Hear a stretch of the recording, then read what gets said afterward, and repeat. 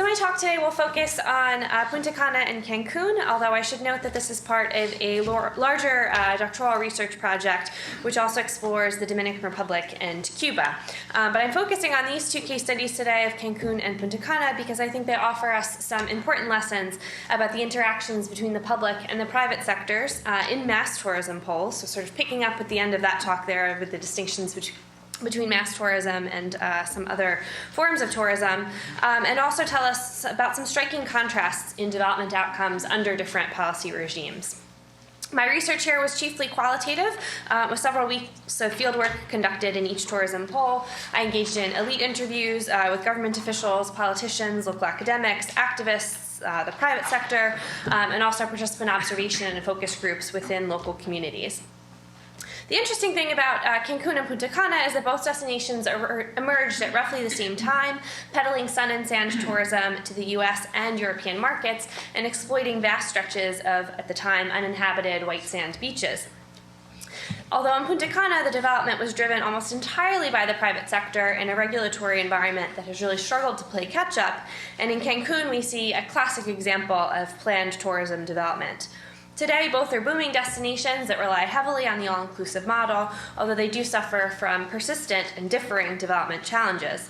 So I'll begin by tracing the emergence of each destination, including the public-private sector dynamics that engendered their development. Punta Cana is actually a trademark, for those of you who don't know, rather than a geographical location, which I think speaks nicely to its reasons for its emergence. In 1967, the region was home to former sugar lands, which had remained undeveloped and unpopulated since the collapse of the industry, and Dominican entrepreneur Frank Ranieri and his partners inaugurated a series of beachfront cabins in October of 1971. Shortly after that, Ranieri partnered with Club Med, and he built an airport. With his brother as tourism minister, he was able to get together a set of fiscal incentives, and together, the airport and the fiscal incentives secured the destination's future. Today, Punta Cana International Airport is the busiest private airport in the world, receiving more than 4 million passengers a year, and 90% of the hotel chains in the Dominican Republic are foreign-owned, and 70% of those are owned by Spanish chains, so a significant shift from its emergence with a Dominican investor. Despite the clout held by the Ranieri family, public-private coordination on sector issues remains very weak. Tourism statistics are muddied and often difficult to obtain and verify their accuracy. No data, for example, is available on sourcing or linkages to local value chains. The tourism lobby, led by Azona, which is the industry group, has been remarkably successful in limiting its tax burden and creating a very favorable regulatory climate. And planning and zoning, even to this day in Punta Cana, is virtually non-existent. One interviewee characterized the dynamics between the Spaniards and between the hotel sector and the Dominican government today as recalling those between Spaniards and the indigenous Taínos several centuries ago. And she said to me, the cacique was deceived by the Spaniards' little mirrors. He traded gold for little mirrors. We gave them treasure, and they gave us junk. Dominicans are still this way. We assume that anything foreign is better than what we have. And that's the portion of my title that comes from this quotation today. In the tourism sector, Dominicans have traded their pristine beaches and willing workforce for an industry that generates above-average growth and draws high levels of foreign direct investment with enormous social, economic, and environmental consequences, which I will get into in a moment. Cancun, on the other hand, emerged at roughly the same time, but under very different circumstances.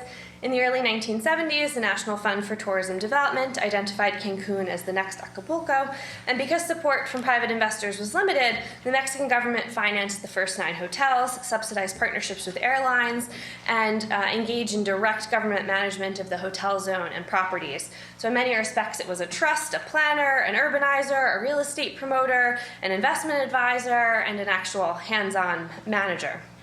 The project eventually had the support of the Inter-American Development Bank, which hoped that the Cancun zone would generate employment, but also serve as a regional growth pole for an area that at the time had few other opportunities for economic development.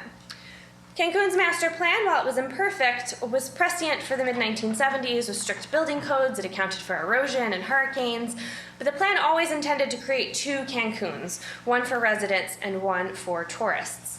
The plan started to come apart at the seams in the mid-1980s with the debt crisis and a wave of neoliberalism that was aimed at smaller government and privatization, although Cancun was already exceeding its growth targets at this point, both in terms of tourist arrivals and arrivals of new migrants to the area to work in the sector. Debt swaps became important, particularly between Amex and American hotel chains in 1985 and 1986. And Spanish and U.S. chains today are now the dominant industry actors regulated by a retreating state. Lands that were originally designated as reserves or public space have been sold off to developers, particularly those on the lagoon side of the hotel zone, which is full of mangroves. Growth in hotels and other services and in immigration was not accompanied by further planning and growth in basic services because it coincided with the withdrawal of the state from the economy and the handing off of urban management to local municipalities, so shifting responsibilities from state-level tourism secretaries to the municipality of Benito Juarez for Cancun for urban development. Deregulation and the sale of government investments also helped pull apart the original master plan. So it's not just that the government stopped investing and regulating directly, but also that it abandoned regional policy, which is especially important because Cancun was designed, as I said, to be a regional growth pole. So the federal government left Fonator, which was that National Fund for Tourism Development, in a much reduced capacity, and today it is primarily concerned with selling off the few parcels of property that remain in the hotel zone and administering the pieces of it that remain as public land.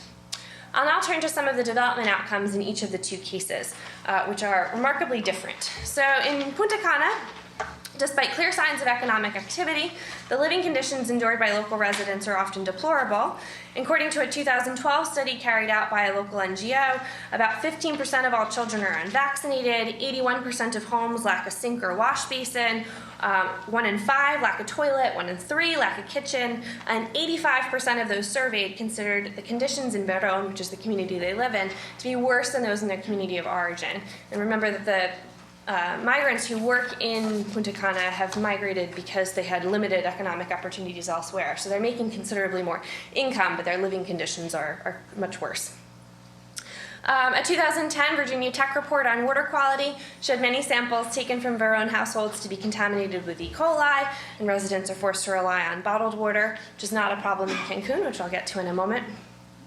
Resorts provide their own utilities, so there's been limited motivation for the government to take on its traditional role in service provision, even in basic things like drinking water and electricity and sanitation systems. And the migrant nature of the community also weakens its social tissue. As one observer pointed out, reducing social cohesion and possibilities for community organizing. For example, hotels have actively destroyed local social networks by crippling hotel worker unions. One interviewee told me, the hoteliers don't want to know about worker unions because each year they force them to increase wages. So they have more or less destroyed the unions by picking on workers, which were a voice, and they have thus been giving up. The workers that I spoke with were actually embarrassed by the conditions of the area that they live in, and one mimicked tourists traveling around with their hands over their eyes and their cameras around their necks, waiting for their guide to tell them when it was safe to look again. They also joke about tourists being loaded onto vans with curtains on them to get to their hotel, and they don't pull back the curtains until they're through the hotel gates and actually pull up right in front of their hotel property.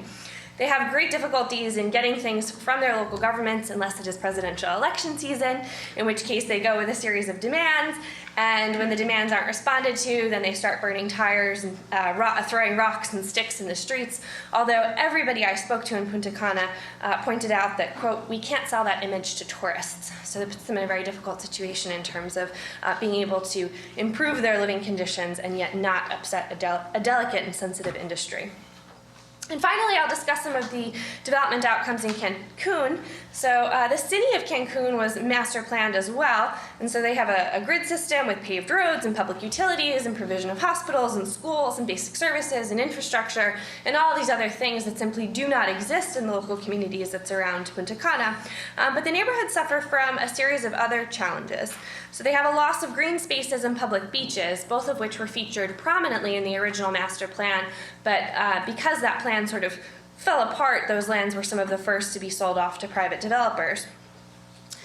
Just like in Punta Cana, over half of Cancun's population was born outside the state of Quintana Roo, and so the tourism industry itself presents some difficulties for quality of life because it separates people from their regions of origin, and also the challenging work schedules don't often correspond with school and religious holidays, for example, as they might elsewhere in Mexico. Population pyramids and labor data indicate that women participate in the workforce in much greater percentages than elsewhere in Mexico, although maternal mortality in Cancun is among the highest in Mexico, despite the fact that it is richer than most other Mexican states. There's also an ongoing domestic violence crisis, and Cancun City has the worst suicide rate in all of Mexico. Despite considerable government intervention, they actually have a dedicated team of psychologists who've been there for the last 8 years and provide round-the-clock group and individual counseling, and an enormous push from the government to encourage people to seek out mental health services. The problem continues unabated, and experts I spoke with blamed several factors, including the sort of breakup of traditional family relations and the fact that people are now so separated from their communities of origin and exposed to cultures and ideas and sort of frictions that they may not have if they had remained in their original communities. So critics now point out that there are 3 Cancuns, one for tourists, the originally planned city, and the third, which consists of what are called zonas irregulares, which are informal settlements and communities that have sprung up to accommodate this additional migrant labor that weren't actually part of the original city of Cancun. So I think the contrast between these 2 cases provide us with some interesting insights into the ways in which policy can shape development outcomes and the ways in which an originally designed and well-conceived policy can perhaps fall apart due to financial challenges, and also the winds of political economic change take place and perhaps make those plans less feasible than they seemed at the outset. Thank you very much.